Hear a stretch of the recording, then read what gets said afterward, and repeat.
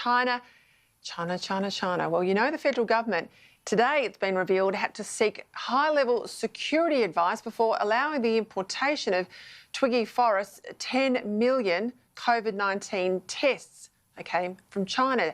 Now, the tests require DNA samples from you in order to work, in order to confirm the presence of coronavirus. Security experts say there's no ability for the Chinese companies testing machines. These are the machines we've also had to import to Australia in order for the test to work in the first place. Our security experts say they don't have the ability from the test machines in Australia to send Australian people's DNA back to China. So surely that means the end of any security or privacy concerns. Not so quickly. The Trobe University China expert and non-resident senior fellow at the Australian Strategic Policy Institute, James Leibold, wants a hell of a lot more in way of protections, including specific assurances from the federal government over the way that our data would be stored, our DNA data, and eventually deleted or transferred. James Leibold joins me now from Anglesea, just outside of Geelong on Victoria's Great Ocean Road. James, I thought this was a fascinating revelation in the paper today that our security agencies, intelligence agencies had to be involved in these tests.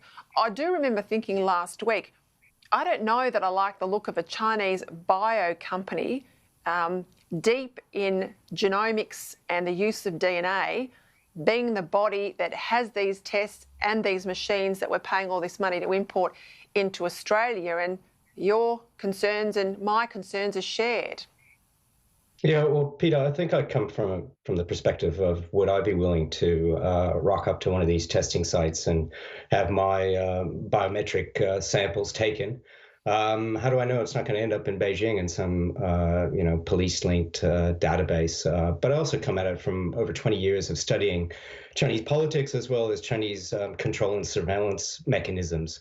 And really, my concerns are kind of twofold. As you pointed out, issues around privacy protection, what's going to happen to that data that is collected, how will it be stored, will it be transferred, how do we know it's not going to be, end up, as I said, back in Beijing somewhere. But also, I come at it from a kind of ethical issue as well.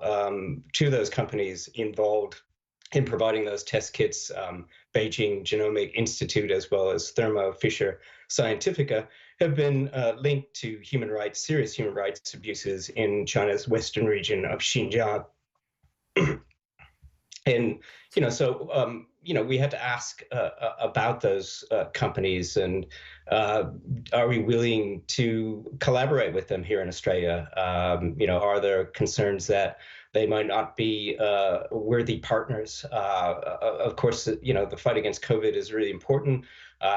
The chief medical officer says we need to increase the screening regime, but do we want to rely on the technology as well as the data protocols put forward by these two companies? Certainly for me, there's a lack of full information at this stage.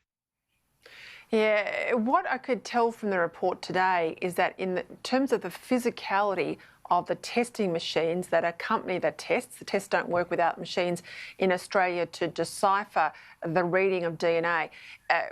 It looks to me that security agencies have assessed the machines for importation and they say the machines are safe. Your concerns are further than that. What sort of other information is collected by the organisation or the company? What are the protocols for keeping that information stored in Australia? Is there any way it could find its way back to China? And then I guess more broadly, is this the sort of outfit, BGI and others, that we want to do business with, considering they've got a very questionable history in relation to broader, I guess, moral questions and human rights concerns that people have about genome testing in China? How serious are you? How serious do you think the government is about taking these additional concerns you have on board? Are we going to see additional protocols, do you think? Well, I hope there are different, that they're transparent about the protocols that are in place. It is reassuring that our security organizations have looked into this, but let's make that publicly available, how the data will be handled, and are there assurances there are no backdoors? So let's be transparent about that. But the larger ethical issues, I think, are who are these companies? BGI and Thermo Fisher Scientific, as I said, have been linked to really serious human rights allegations in the far western region of Xinjiang. Thermo Fisher has provided next generation sequencers to the police in Xinjiang that have mapped all sorts of biometric data, hoovered up biometric data from its Uyghur minorities. BGI has as well been involved in the Xinjiang Gene Bank. Both of these companies have very close links with the Chinese police. So, are these the kind of partners that we want to work with on this really important issue of COVID-related screening?